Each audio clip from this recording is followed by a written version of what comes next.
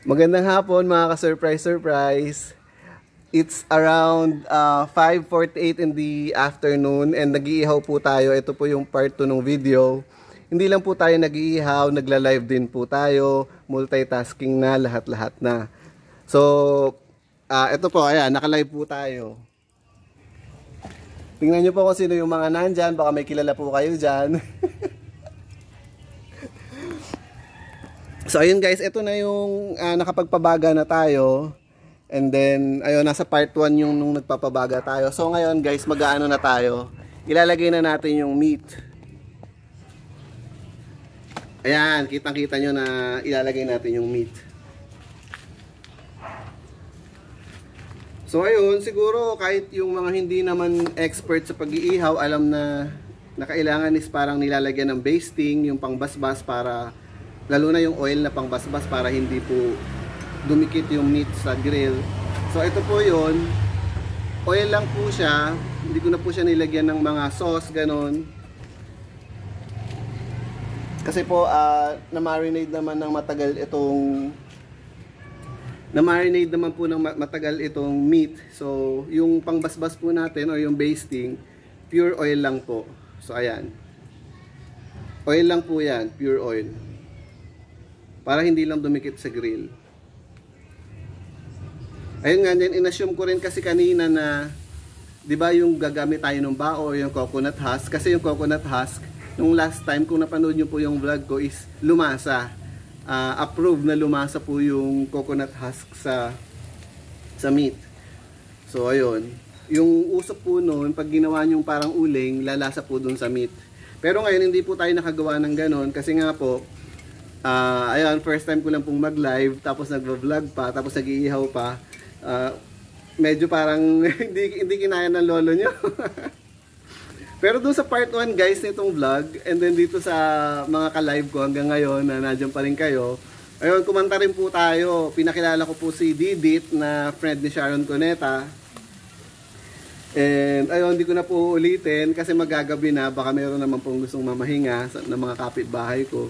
Kasi di ba kung kumanta tayo last time sa studio, so doon po siguro hindi masyado nakakahiya na ibirit mo kahit boses kahit yung boses mo ay parang inipit, ganon. Eh guys, ngayon wala tayo sa studio, so hindi po ako kakanta. Ayun, wala pong mangyayaring ganon. Mag-iihaw lang po talaga tayo. Pero kung gusto nyo po na marinig yung, actually kumanta po talaga ako kanina guys. Kung gusto niyo pong marinig yon, ayun mga ka-vlog, panoorin niyo yung part 1 nito, and dito sa mga ka-live, i-remind niyo na lang po.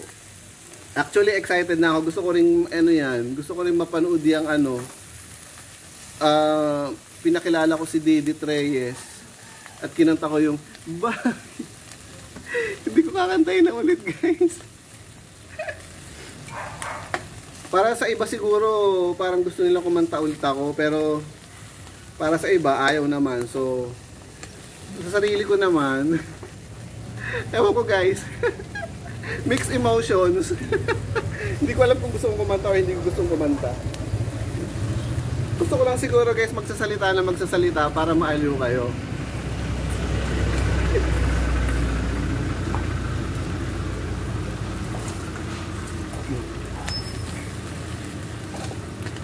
Wow! 14 minutes pa rin yung nasa battery nung phone ko. Kasi kanina medyo parang nagulat ako, ang bilis bumaba nung battery nitong nasa live natin. Kaya parang feeling ko magpuputol siya. Kasi gusto ko sana all throughout ng pag-iihaw, naka-live. Pero ayan, since parang feeling ko matagal pa rin siya.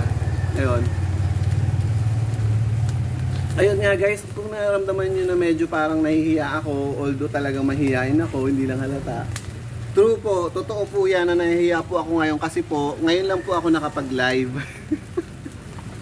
And alam nyo naman guys, hindi ako ma-filter na tao.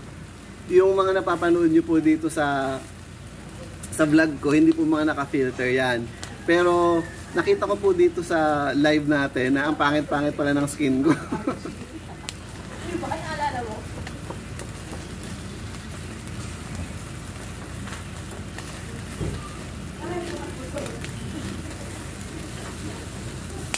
So ayun guys, grilling technique is ayun, baligtad ka lang ng baligtad para hindi masunog, ganun.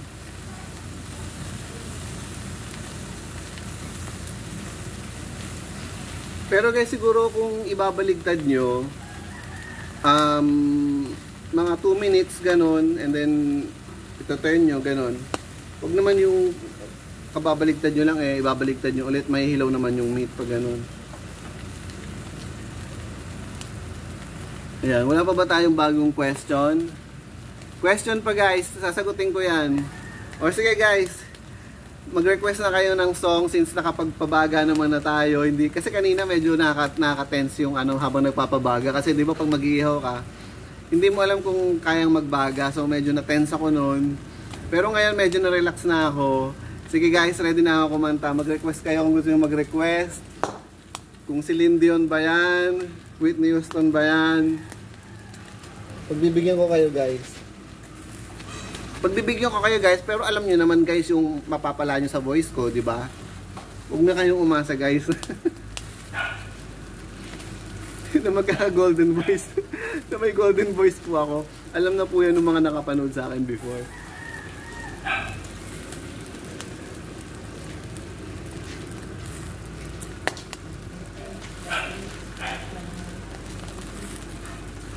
Siguro question is, kung uulitin ko ba ito na may live tapos nagvo-vlog? Yes, why not? Hindi naman siya ganun ka-complicated.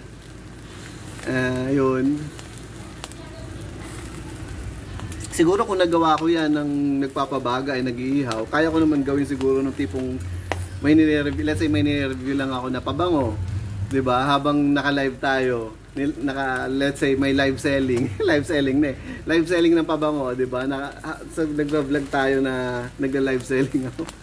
That's it, it doesn't make sense naman siguro kasi nga bakit ko pa i-vlog kung naka-live naman ako. Pero siguro ang reason na rin is kasi itong vlogging pwede siya ng kahit gaano kahaba. Hindi ko lang alam kung ma-upload to sa or mare-retain ng Facebook itong mahabang live. Kasi, pag nag-upload ako ng video dito sa Facebook, hanggang 7 minutes lang yung maximum. Ganon.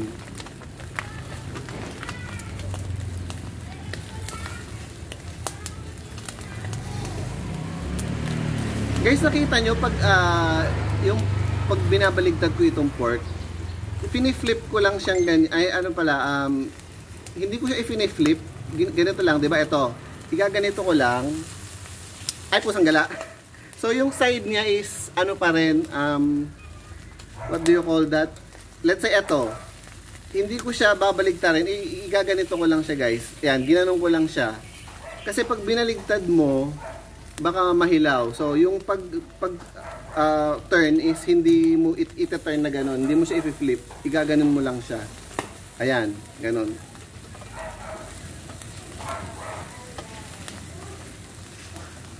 So,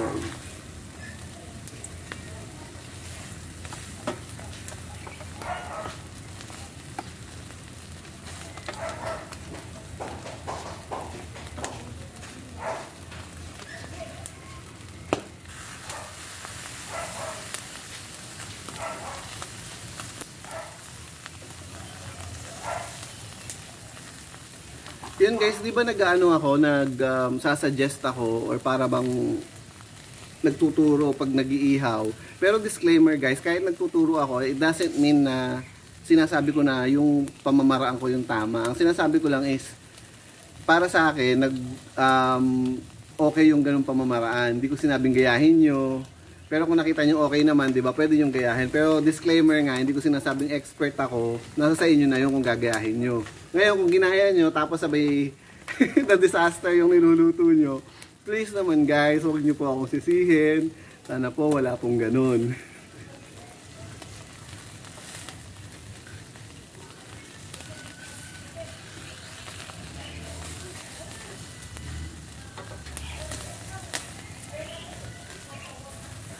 Ayan guys, pag nakita nyo naman na parang na okay na yung side ng iniihaw nyo, ayun, pwede nyo nang i-flip.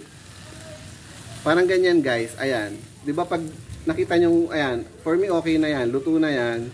So, i-flip nyo na pag ganun na. Ayun. Again guys, ganito ulit ha. So, pag titingnan nyo na kung luto na, ayan, pag ganyan, parang feeling ko hindi pa okay. So, ganyan pa lang. Hindi pa natin i-flip.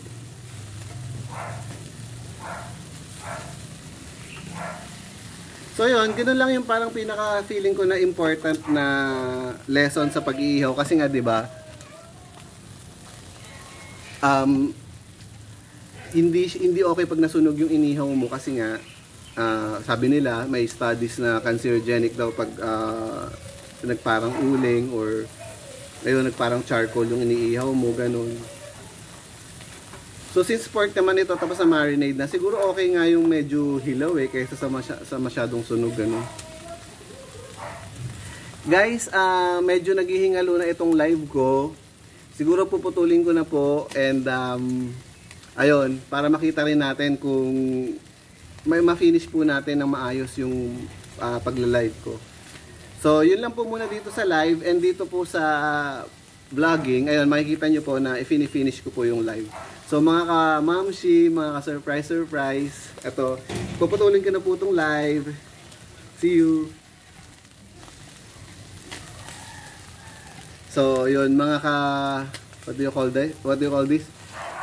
Mga ka-vlog, mga ka-mamshi, mga ka-surprise, puputulin ko na po itong live. So ayan, in-end ko na yung video. And then, may mga choices dito, post for 30 days. Okay, so 30 days lang siya pwede guys. So, yes po natin siya, post for 30 days. Ayan, and then nung pinindot ko po yung post for 30 days, ayun, sabi po dito is may prompt po dito na Anon was live and his video will be available soon. So ayun. So in short, successful po yung pagla-live natin. So mamaya po i-review po natin kung ano pong nangyari dito sa live video.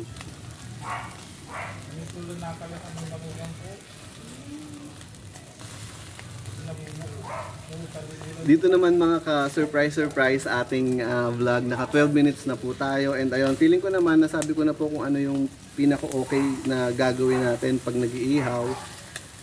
Nakita nyo po na i-demonstrate ko na po, naman po sa inyo. So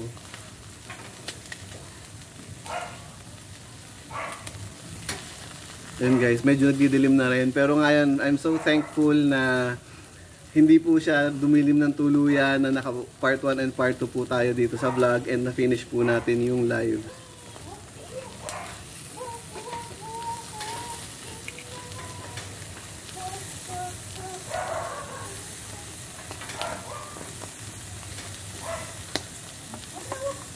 So 13 minutes.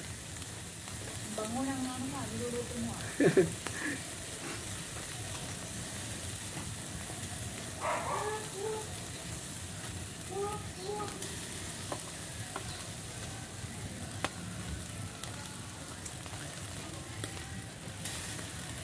Ayun guys, na-excite na akong panoodin yung naging ano natin, naging live video natin. Yun nga, sabi ko nga kasi first time pa lang ako nag-live. And ayun, although alam ko may nagawa na akong live before, pero hindi talaga siya yung parang done in a manner na gusto kong i-post, ganun. So ayan guys, naka 14 minutes na po tayo and makita niyo naman po siguro yung mga previous inihaw videos ko, ganun lang din po yung ginawa ko.